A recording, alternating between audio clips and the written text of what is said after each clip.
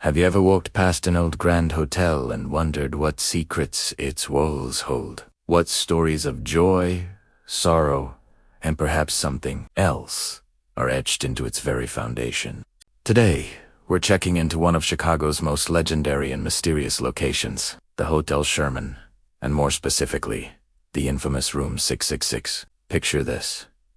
It's the roaring 20s in Chicago. The city is a whirlwind of jazz, ambition, and clandestine dealings. In the heart of it all stands the Hotel Sherman, a beacon of luxury and a hub for the city's elite, politicians, and even notorious gangsters. It was the place to see and be seen. But behind the opulent facade of one particular room, a much darker story was beginning to unfold. The Hotel Sherman itself has a fascinating history. It started as a much smaller hotel way back in 1837, built by a man named Francis Cornwall Sherman, who would later become a three-time mayor of Chicago. The hotel was rebuilt and expanded multiple times over the decades, each time becoming grander and more luxurious. By the 1920s, it was a sprawling complex with over 1,500 rooms, multiple restaurants, and its own theater. It was a city within a city. But with so many people passing through its doors over so many years, it was perhaps inevitable that some stories would be less than cheerful. Our focus zeroes in on the fourth floor and one room in particular, room 441.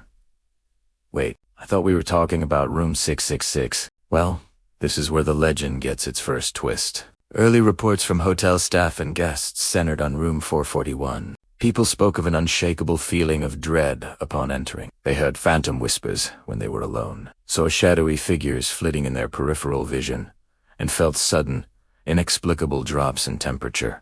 Objects would move on their own. Books falling from a nightstand, a glass sliding across a table. Maids often reported that the room would be in disarray just moments after they had cleaned it, with furniture askew as if someone had thrown a fit.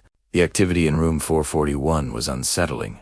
But it was what happened next that cemented the hotel's haunted reputation. According to the legend, the hotel's management, tired of the constant complaints and the difficulty in renting out the room, decided to do something drastic. They renumbered the entire fourth floor. Room 441 ceased to exist, and in its place, a new number was assigned. You guessed it, room 666.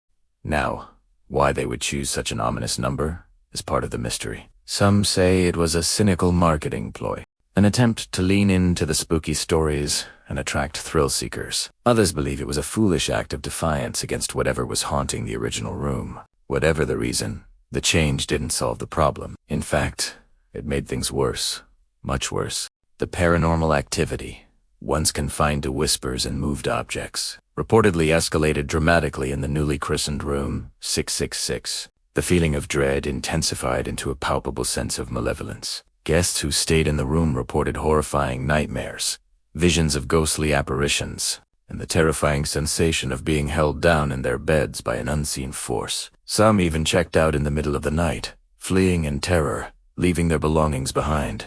The tales from this period are the stuff of classic ghost lore. One of the most persistent stories involves a businessman who stayed in room 666 in the late 1930s.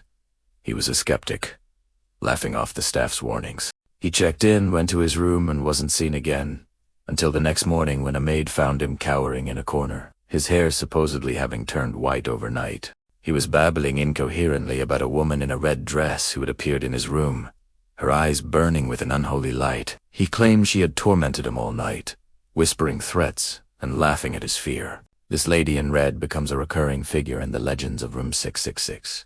Who was she? No one knows for sure. The most popular theory is that she was a jilted lover of a notorious Chicago gangster. The story goes that he had promised to marry her, but instead, he broke her heart in that very room. Consumed by despair, she took her own life there. Her restless spirit, filled with rage and sorrow, was now said to be forever trapped within those four walls, lashing out at any who dared to enter her domain. The 1940s marked the darkest chapter for room 666. The eerie occurrences reportedly took a fatal turn. The legend claims that a series of mysterious deaths and suicides became linked to the room. Guests would check in, seemingly happy and healthy, only to be found dead the next day under bizarre circumstances. The official causes of death were often listed as heart attacks or self-inflicted harm, but the sheer number of incidents connected to a single room was too much to be a coincidence, at least for those who believed the stories. Hotel staff grew increasingly fearful. Maids would refuse to clean the room alone. Bellhops would leave luggage at the door, unwilling to cross the threshold. The management found it nearly impossible to book the room, and the liability was becoming a major concern. The whispers were no longer about a quirky haunting. They were about a deadly curse. Finally, the hotel had enough. The exact date is lost to time, but sometime in the mid to late 1940s, the decision was made. Room 666 was to be sealed, not just locked, but permanently sealed off.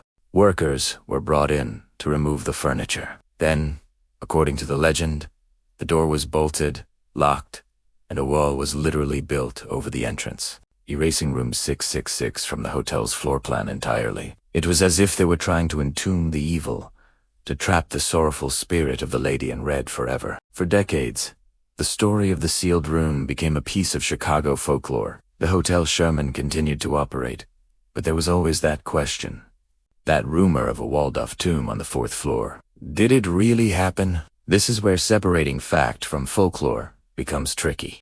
There are no official hotel records confirming the sealing of a room. No newspaper articles from the Time report on a series of mysterious deaths in room 666.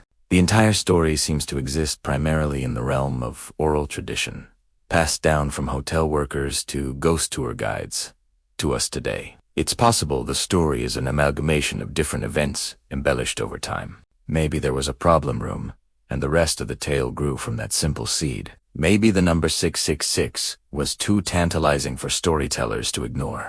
The final chapter for the Hotel Sherman came in 1973. The grand old building, once a jewel of Chicago, was closed for good. For several years, it stood empty and silent, a ghost of its former self.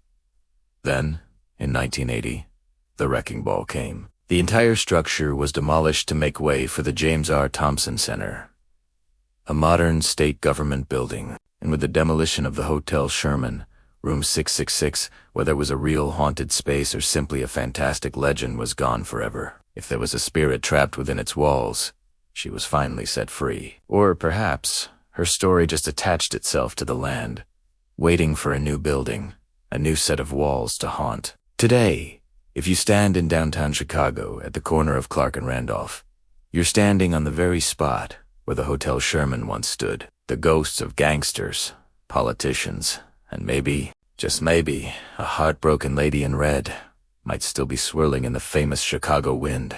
The story of Room 666 serves as a powerful reminder that some legends are so compelling, they don't need hard evidence to live on. They survive in our imagination, in the thrill of a good ghost story told in the dark. What do you think? Was Room 666 a genuinely cursed place, or is it just one of Chicago's greatest urban legends? Let me know your theories down in the comments. Thanks so much for joining me on this journey into the dark history of the Hotel Sherman. If you enjoyed this story, don't forget to hit that like button and subscribe for more dives into mysterious legends. Until next time, stay curious and stay safe.